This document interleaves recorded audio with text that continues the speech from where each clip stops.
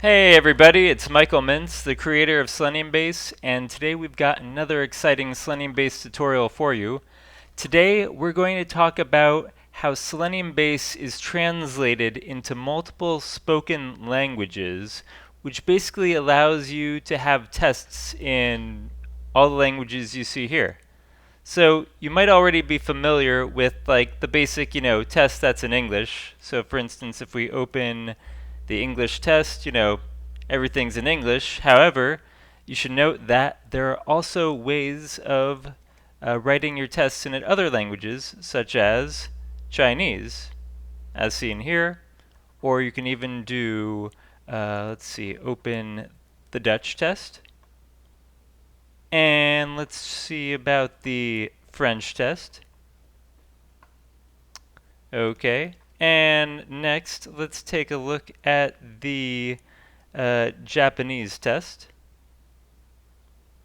And how about the Korean test? And next, let's see the Spanish test.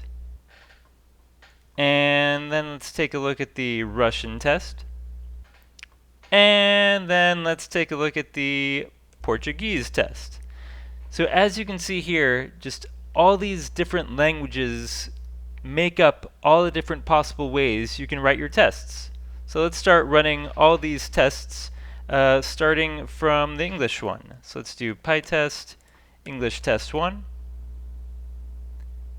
And it ran that. Let's do the Chinese one. That is that, and let's do PyTest Chinese test1.py. Ran pretty quickly. Next, let's do PyTest Dutch test 1. And then let's do PyTest Korean test 1. PyTest Japanese test 1. And let's do PyTest Spanish test 1. PyTest Russian test 1. And PyTest Portuguese test 1. So as you can see here, not only can you write your SeleniumBase tests in English, but you can also write it in a completely different language, and it runs just fine. So let's say if we just go back to the Chinese one, just one of the example tests that we have here, and you can see that there's a one-to-one mapping of all the SeleniumBase methods to the various languages that are supported, such as here. And if we were to run this in demo mode, you would also see the highlighted text show in that particular language. So if we do PyTest Chinese test 1 -- demo, you'll see that the demo mode messages are also in Chinese. So basically giving you the full power of SeleniumBase translations in a nice package like this. So here you can write a test in Chinese, for example, and then run your test with lots of Chinese characters and all that. All of that is supported quite easily, including demo mode, which shows you what assertions you're making while you're on a page. In addition to that, there's also the ability to translate existing tests from one language to another. So if I were to open the English test 1 here, for example, you see everything's in English. If I do space translate English test 1, and I do --zh for the Chinese language code, and then -p to print, you'll see that it took that exact same test and it printed out the Chinese version of that same test. And with the translator, you can also make a copy of that file or overwrite the existing file.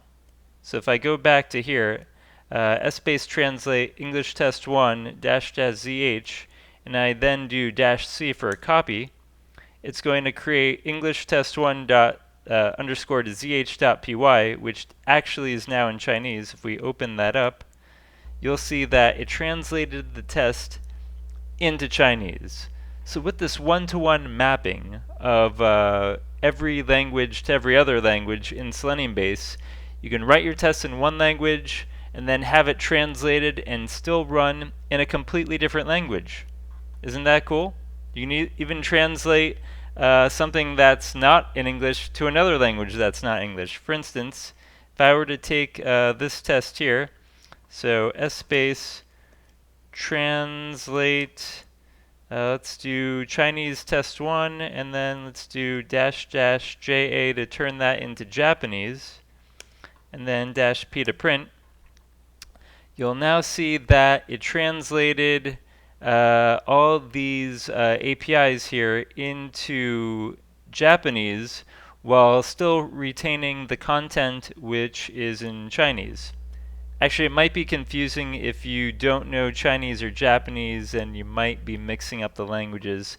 So let's make something a little more clear. If we do space translate Chinese test 1, and let's translate that into, say, Spanish, and then -P to print, you'll see now that the methods are in Spanish, but the actual things that the test does, it's still gonna, click on the same buttons and verify the same text in the Chinese that was there, but the APIs are the things that are translated.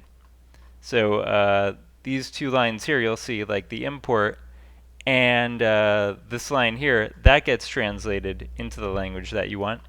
And then here you have all the APIs, like verifying the element, verifying the text, or clicking on part of the page that is translated.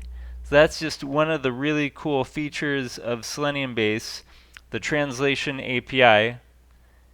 And there's documentation on how that works, such as all the languages that are supported, the actions that you can do, such as printing the translation to the console, or overwriting a file, or making a copy of an existing file.